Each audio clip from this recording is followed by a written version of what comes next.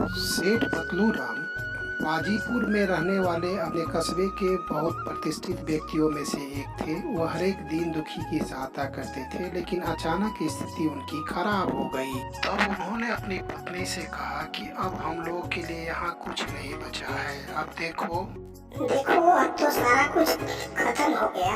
अब हम लोग की जीविका कैसे चलेगी यह पता नहीं चल पा रहा है। अब हम लोग क्या करेंगे ताकि हमारी प्रतिष्ठा यहाँ बनी रहे। वो उससे मैंने कर्ज लिया था, आज वो कर्ज भी मांगने लगे। अब मुझे कुछ पता नहीं मैं क्या करूँ।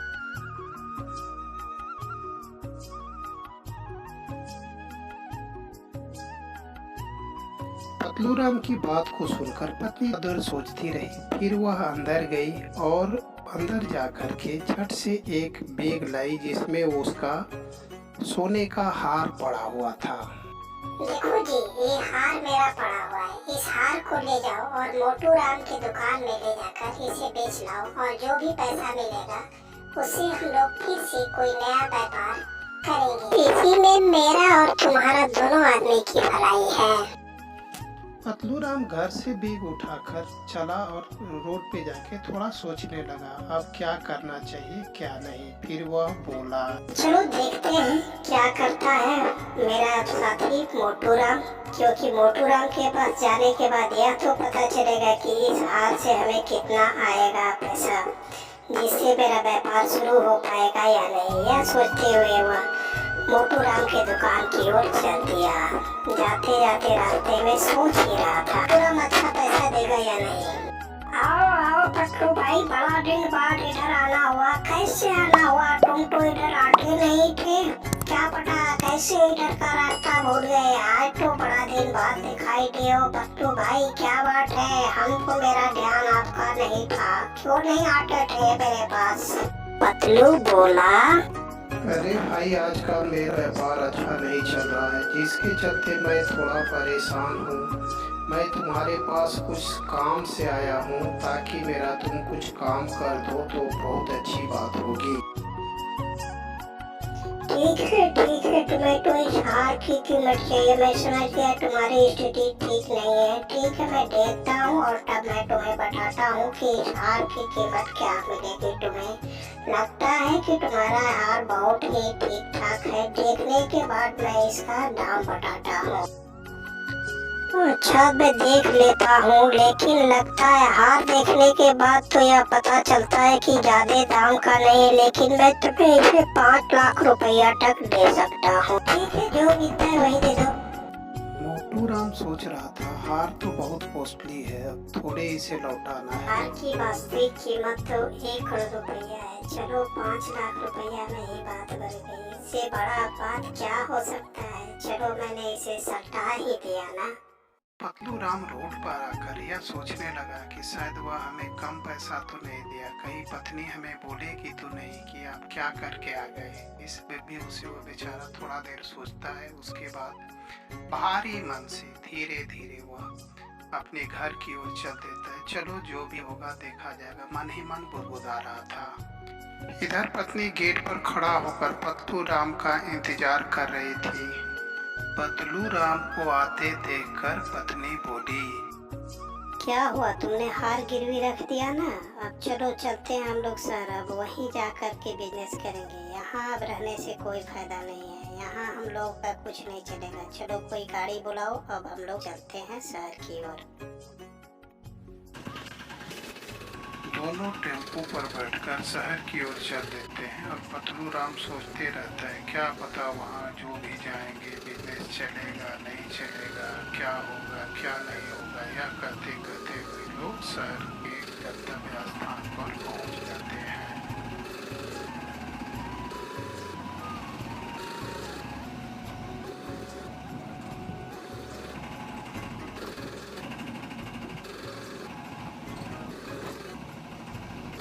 शहर पहुँचते ही पत्नी बोली, देखिए अब हम लोग शहर पहुंच गए हैं। अब एक बढ़िया जैसा रूम देखिए, ताकि वहां जा कर के हम लोग रहने के लिए एक जगह मिल जाए, तभी तो हम लोग आगे का बिजनेस करेंगे। पहले एक रूम खोज लिया जाए।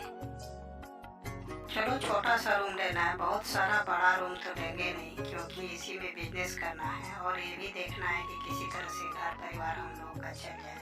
पतलूराम मन ही मन यह सोचकर रूम देखने के लिए वहाँ से बाहर निकल गया और देखने लगा। रूम को देखकर पत्नी बोली, वाह बहुत बढ़िया रूम है, बहुत अच्छा रूम खोजा आपने। चलिए ये तो काम हो गया, अब हम लोग को रहने का जगह तो मिल गया यहाँ।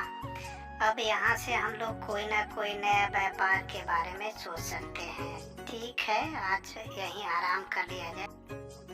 मैं सोच रहा हूँ जिंदगी जीने के लिए घर तो हो गया रहने जो, ठीक है यहाँ हम लोग आराम से रहेंगे। अब कम से कम मैं बाहर जाता हूँ और एक कोशिश करता हूँ देखने का कि हम लोगों को कम से कम कोई एक छोटा मोटा धंधा करने के लिए एक दुकान मिल जाए, जिसमें हम लोग अपना कुछ ग्रोसरी का सामान अनाज वगैरह रख करके कोई धंधा करेंगे, जिससे कि कुछ कमाई होने लगे। शहर है, नए लोग से मुलाकात होगी, नई तरह की बात होगी, धंधा तो यहाँ अवश्य चलेगा। चलो अब तो दुकान मिल ही जाएगी, चलो देखते हैं कहीं दुकान मिल जाएगा तो ले ही लेंगे आज। ये मेरी दुकान चलो अब तो मिल गई। अनाज के साथ ग्रोसरी भी रखता हूँ और देखता हूँ कि क्या इसमें मेरा कुछ हो पाएगा या नहीं। इसमें बहुत कुछ होगा। यह बात जरूरी है कि हम यहाँ पे दुकान चलाएंगे और इससे अच्छा खासा इनकम होगा। मेरा परिवार खुशी पूर्वक चलता रहेगा।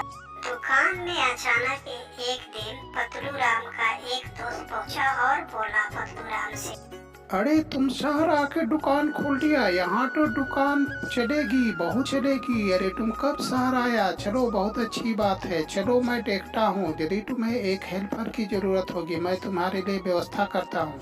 लो इसे रखो, ये तुम्हारा हर वक्त काम देगा और तुम जो भी कहोगे तुम्हारा सेवा टहल करेगा। यहाँ दुकान बहुत अच्छी चलेगी, इसलिए तुम्हें घबराने की कोई बात नहीं है। और तुम देखो, इससे जो भी काम लेना चाहते हो वो ले सकते हो और तुम बहुत जल्दी ही अच्छा आदमी बन जाओगे यहाँ पर।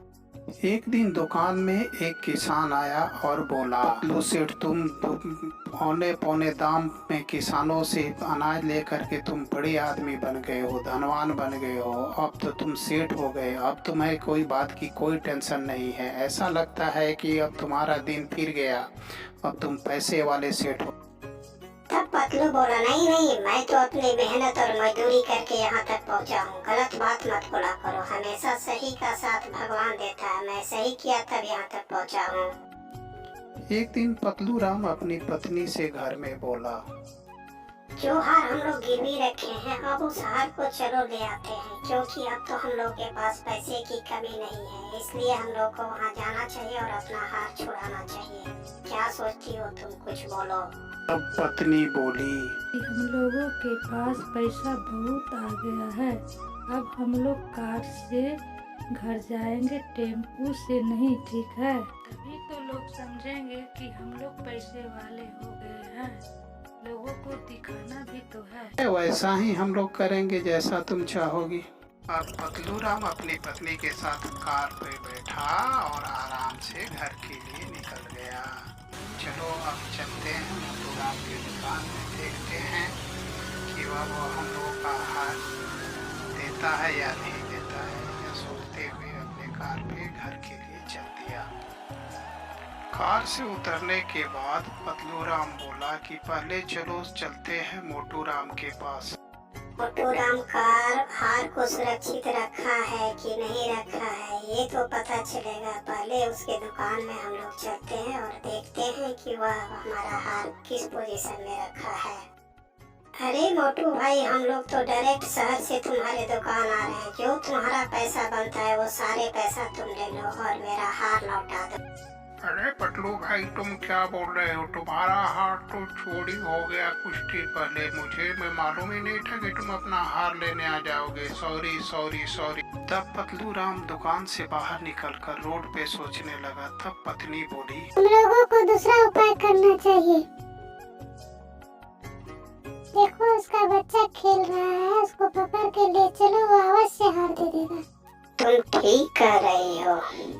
तब पतलूराम हाथ में डंडा लेकर के और वह पत्नी के साथ उस बच्चे के पास पहुंचा जो खेल रहा था और बोला, तुम्हारे पिताजी के पास मैं हार गिरवी रखा था और वह मुझे हार नहीं लौटा रहे, इसलिए मैं तुम्हें यहाँ से ले जा करके अपने रूम में बंद कर दूंगा और जब वो मेरा हार लौटा देंगे तब मैं तुम्हें छोड़ दूंगा। तुम्हें चलना ही पड़ेगा और तुम्हें मैं ले जाऊंगा।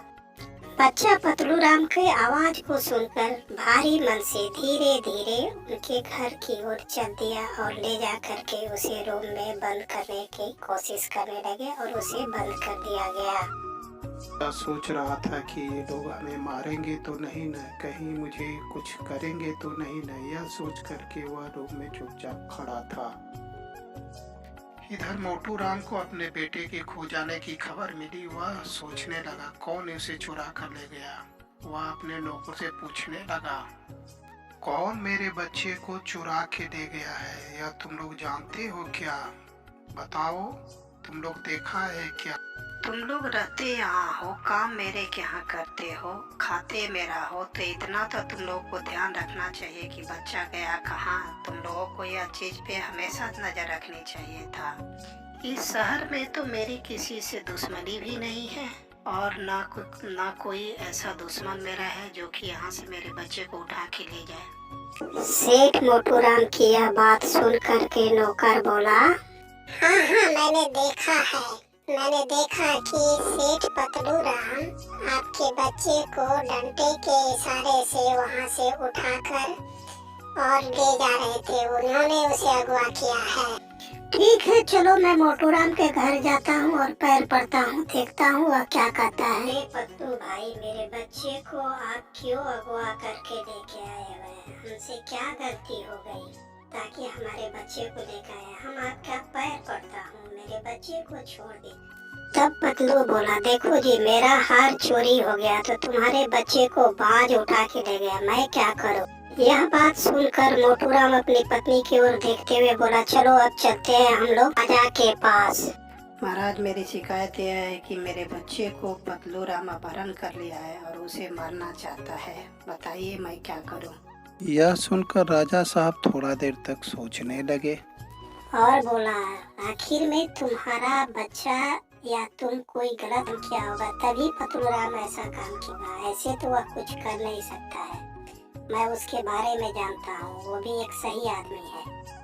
मोटू बोला, नहीं साहब, वो तो मुझे एक हार दिया था लेकिन मेरे दुकान से हार चोरी हो गई। इसी एवज में वह हमारे बच्चे को किडनैप किए हुए है। तब राजा बोले, तुम्हारे बात पर संदेह हो रहा है, मैं अपने आदमियों को भेजकर पतलू राम को बुला रहा हूँ। जैसे ही पतलू राम दरबार में पहुँचे तो देखा कि दरबार में पूरा सन्नाटा छाया हुआ है। तब राजा साहब ने बोला, पतलू राम, जो मोटू राम ने तुम पे आरोप लगाया, क्या वह बात सही है? तुम बताओ। पतलू राम बोला, महाराज, पूरे ज्वेलरी की दुकान से जब सिर्फ मेरा ही हार चोरी हो सकता है तो इनके खेलते हुए बच्चे को क्या गीद उठा के नहीं ले जा सकता है? मैं तो यही इनसे बोला हूँ। महाराज, इनकी मनसा मेरी हार देने की नहीं है, इसलिए मैं इन्हें इनके बच्चे को अगवा करके ले गया हूँ और कोई बात नहीं है। यदि यह मेरा हार दे देते हैं तो मैं इनके बच्चे को लौटा दूंगा। मैं वैसा आदमी नहीं हूँ महाराज। राजा बोले, ठीक है। तब राजा साहब ने निर्णय दिया, देखो मोटू राम, ऐसा कहा गया है, भय बिन होत न प्रीत, इसलिए तुम पतलू राम का हार लौटा दो और पतलू राम तुम्हारे बच्चे को लौटा दे। तब मोटू राम पतलू राम के हार को देने के लिए तैयार हो गया और पतलू राम भी उसके बच्चे को लौटाने के लिए तैयार हो गया। दोनों में राजी खुशी से दोस्ती हो गई। दोस्तों, यह कहानी अच्छी लगी हो तो लाइक, सब्सक्राइब और शेयर करना न भूलें। प्लीज लाइक करें।